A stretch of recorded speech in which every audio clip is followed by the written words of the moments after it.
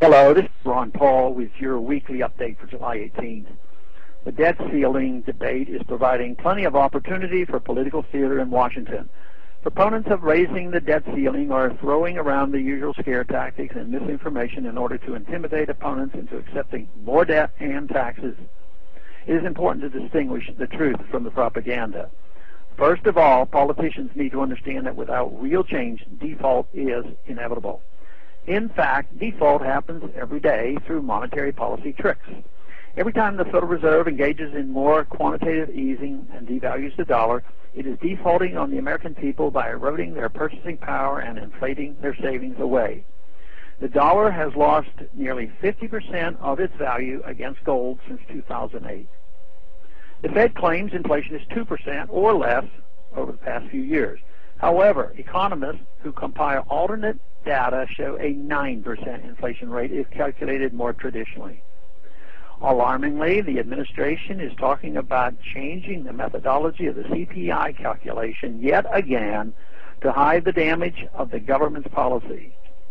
Changing the CPI will also enable the government to avoid giving seniors a cost of living adjustment on their Social Security checks and raise taxes via the hidden means of bracket creep.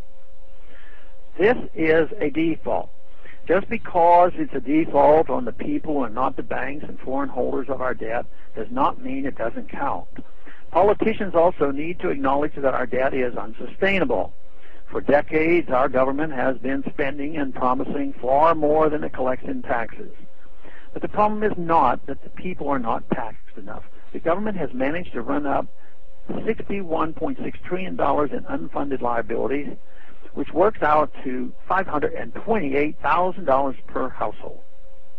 A tax policy that would aim to extract even half that amount of money from American families would be unimaginably draconian and not unlike attempting to squeeze blood from a turnip. This is unequivocally a spending problem brought about by a dramatically inflated view of the proper role of government in a free society. Perhaps the most abhorrent bit of chicanery has been the threat that if a deal is not reached to increase the debt by August 2nd, Social Security checks may not go out. In reality, the chief actuary of Social Security confirmed last week that current Social Security tax receipts are more than enough to cover current outlays. The only reason those checks would not go out would be if the administration decided to spend those designated funds elsewhere.